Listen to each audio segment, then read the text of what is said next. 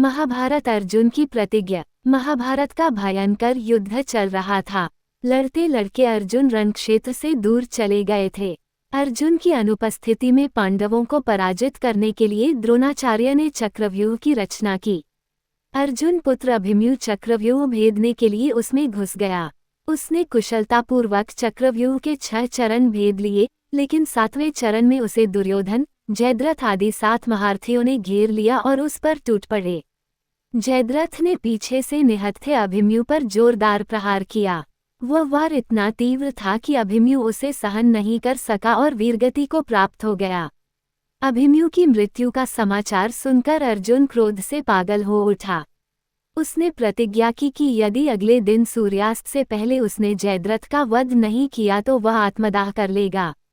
जयद्रथ भयभीत होकर दुर्योधन के पास पहुंचा और अर्जुन की प्रतिज्ञा के बारे में बताया।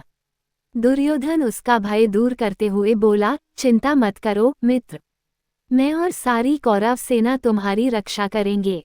अर्जुन कल तुम तक नहीं पहुंच पाएगा, उसे आत्मदाह करना पड़ेगा। अगले दिन युद्ध शुरू हुआ। अर्जुन की आंखें जयद्रथ को ढूंढ रही थीं, किंतु वह कहीं नहीं मिला। दिन बीतने लगा। धीरे धीरे अर्जुन की निराशा बढ़ी ही गई। ये देख श्री कृष्ण बोले, पार्थ, समय बीत रहा है और कौरव सेना ने जयद्रथ को रक्षा कवच में घेर रखा है। अतः तुम शीघ्रता से कौरव सेना का संहार करते हुए अपने लक्ष्य की ओर बढ़ो।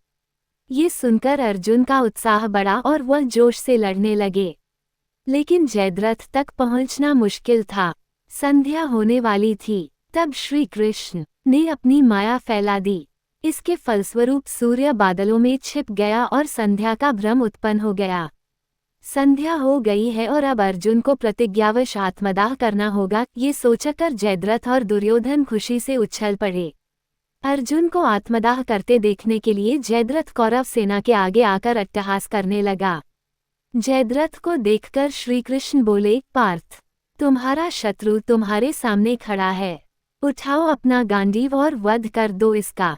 वह देखो अभी सूर्यास्त नहीं हुआ है। ये कहकर उन्होंने अपनी माया समेट ली। देखते ही देखते सूर्य बादलों से निकल आया। सबकी दृष्टि आसमान की ओर उठ गई। सूर्य अभी भी चमक रहा था। ये देख जयद्रथ और दुर्योधन के पैरों तले जमीन खिसक गई।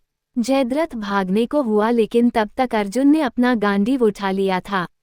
तभी श्री कृष्ण चेतावनी देते हुए बोले, हे अर्जुन, जयद्रथ के पिता ने इसे वरदान दिया था कि जो इसका मस्तक जमीन पर गिराएगा उसका मस्तक भी 100 टुकड़ों में विभक्त हो जाएगा। इसलिए यदि इसका सा छोटी ही र जमीन पर गिरा तो तुम्हारे सिर के भी 100 टुकड़े हो जाएंगे। हे पार्थ, उत्तर दिशा में यहाँ से 100 योजन की दूरी पर जयद्रथ का पिता तप कर रहा है। तुम इसका मस्तक ऐसे काटो कि वह इसके पिता की गोद में जाकर गिरे। अर्जुन ने श्रीकृष्ण की चेतावनी ध्यान से सुनी और अपनी लक्ष्य की ओर ध्यान कर बाण छोड़ दिया। उस बाण ने जयद्रथ का सिर धड़ से अलग कर दिया और उसे लेकर सीधा जयद्रथ के पिता की गोद में जाकर गिरा।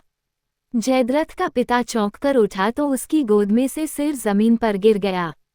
सिर के जमीन पर गिरते ही उनके सिर के भी 100 टुकड़े हो गए। इस प्रकार अर्जुन की प्रतिज्ञा पूरी हुई।